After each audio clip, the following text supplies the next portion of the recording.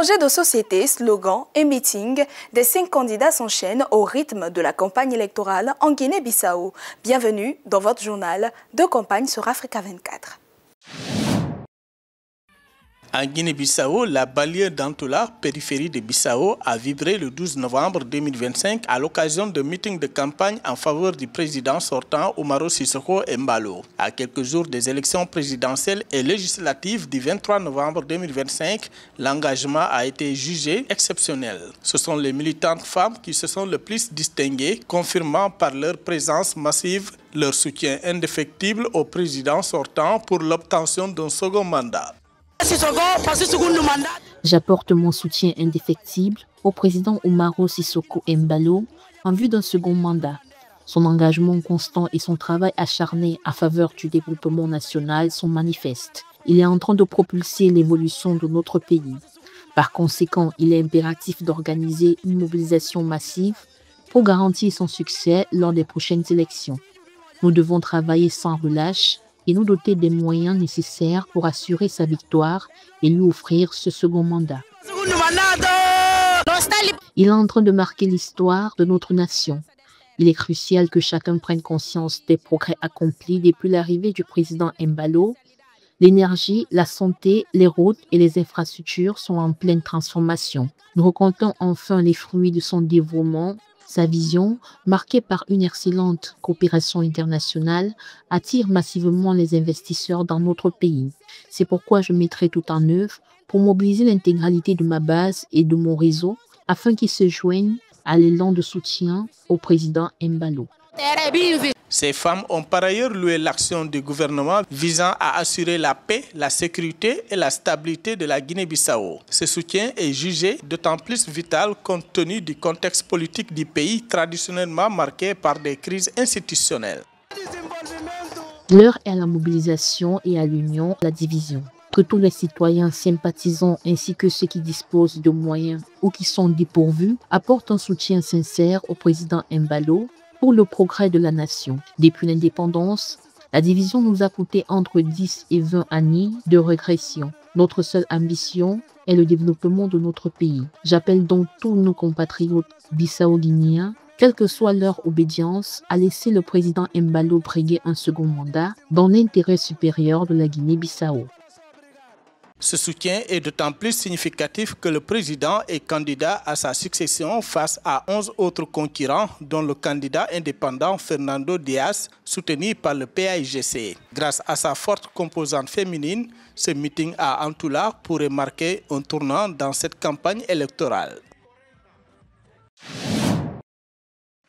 La Guinée-Bissau fait face à un défi logistique majeur. Sur un réseau routier national de près de 4000 km, seulement 965 km sont bitumés, rendant difficiles les déplacements entre zones urbaines et rurales. Les régions du sud montagneux restent particulièrement isolées, tandis que la majorité des routes asphaltées se concentrent dans les plaines du nord. Chaque saison des pluies transforme les pistes non revêtues en bourbiers, provoquant des ruptures fréquentes du transport et affectant le quotidien des citoyens ainsi que l'économie nationale. Alors que la présidentielle du 23 novembre approche, les investissements massifs dans la construction et l'entretien du réseau routier restent au cœur du débat politique, tandis que les autorités multiplient les initiatives pour améliorer la mobilité nationale. Le plan de la réhabilitation des infrastructures du pays, il a quand même réussi à réhabiliter la plupart des routes qui étaient complètement en état de dégradation trop avancé, et également lancer des projets d'un couloir qui part de Banjul, Ziguinchor et Bissau et qui fera la suite vers Conakry en passant par Boké. C'est sur 115 km. Malgré ces difficultés, le gouvernement du président Umaro Sissoco Embalo a enregistré des progrès, notamment dans l'amélioration des liaisons régionales et dans la capitale Bissau, véritable vitrine de l'engagement en matière d'infrastructure. Le pays poursuit néanmoins un besoin urgent d'investissement pour étendre et entretenir son réseau routier, un sujet central du débat politique à quelques jours de la présidentielle du 23 novembre 2025. Sur le plan local, il y a 40 km de routes qui ont été faites, divisées en 2 groupes, de 20 sur la région ouest et 20 également sur la partie nord qui va lier Farine à Tanaf au Sénégal. Donc, et également, à l'intérieur du pays, la ville de Bissau a été entièrement réhabilitée, entièrement rénovée. Elle respire quand même une certaine splendeur que les gens ont connue de la Guinée-Bissau juste après l'indépendance. La Guinée-Bissau bénéficie du soutien de l'Union européenne avec 155 millions d'euros de subventions pour la période 2021-2027. Ces fonds visent des projets clés dans la santé, l'agriculture, la pêche et surtout les infrastructures avec un accent sur la modernisation des corridors de transport. Parmi eux, la route stratégique Bissau-Ziguinchor, longue de 115 km, est conçue pour faciliter le commerce transfrontalier et améliorer l'accès des populations aux services et opportunités économiques. La Guinée-Bissau est depuis plusieurs années au cœur d'un enjeu majeur en Afrique de l'Ouest, le trafic international de drogue. Sa position stratégique entre l'Amérique du Sud et l'Europe, combinée à la fragilité de ses institutions, en fait l'une des principales plaques tournantes de la cocaïne dans la région. Un phénomène régulièrement souligné par l'OUNDC qui décrit un pays sous pression face à des réseaux criminels de plus en plus organisés. Malgré le manque considérable de moyens et d'équipement, nous avons su assurer notre mission. Nous faisons tout notre possible pour redorer l'image de la Guinée-Bissau. Grâce à l'intervention rapide de la police judiciaire, la situation a pu être maîtrisée à temps. Le 7 septembre 2024, l'opération baptisée Landing a mis en lumière l'ampleur de cette menace. Les forces de sécurité ont intercepté 2,63 tonnes de cocaïne en provenance du Venezuela. Mais malgré ces avancées, les défis demeurent immenses. Le département d'État américain rappelle que les forces bissau-guinéennes manquent de moyens, peinent à surveiller des frontières extrêmement poreuses et doivent composer avec une corruption persistante au sein de la police, de l'armée et des services douaniers. Nous ne pouvons pas aboutir à des conclusions différentes. Il s'agit tout simplement d'une autre enquête de fond. Cela démontre surtout la volonté de la police judiciaire de renforcer encore son action pour lutter de manière déterminante et à terme durable contre le trafic de drogue dans le pays. Le 23 septembre 2025, la police judiciaire a procédé à l'incinération de plus d'une tonne de drogue, parmi lesquelles de la cocaïne et du cannabis, conformément à la législation nationale. Un acte symbolique mais insuffisant selon plusieurs experts. Ils appellent à un renforcement urgent des capacités des forces de l'ordre, à une lutte accrue contre la corruption, ainsi qu'à une meilleure surveillance maritime et terrestre.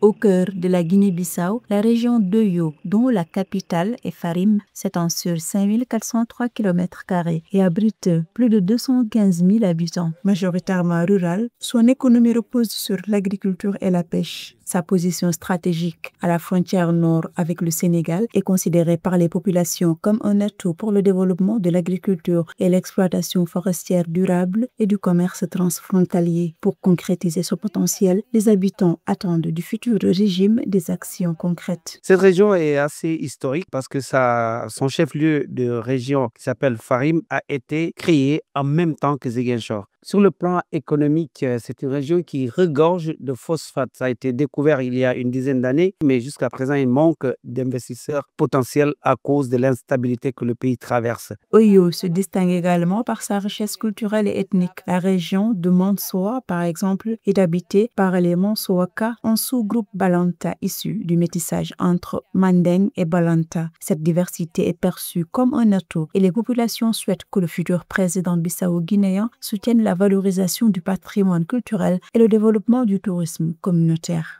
Alors, si on regarde autrement les investissements publics, il n'y en a pas beaucoup depuis le départ du colon. Les choses sont restées les mêmes, sauf ces derniers temps, le président Ambalo avait lancé la première pierre de la route qui relie Farim à la frontière sénégalaise, la ville de Tanaf, et également un autre tronçon de 72 km qui relie cette ville à Ngoré, le long de la frontière avec le Sénégal. Un autre atout majeur réside dans la jeunesse de la région, avec un âge médian de 17 ans et plus de la moitié de la population est à moins de 30 ans. Ainsi, les habitants d'Oyo espèrent que le président qui sera élu le 23 novembre mettra en place des politiques favorisant la formation professionnelle, l'accès au financement et le soutien à l'entrepreneuriat rural. Merci d'avoir suivi ce journal de campagne à suivre sur MyAfrica 24 et sur tous nos canaux de diffusion.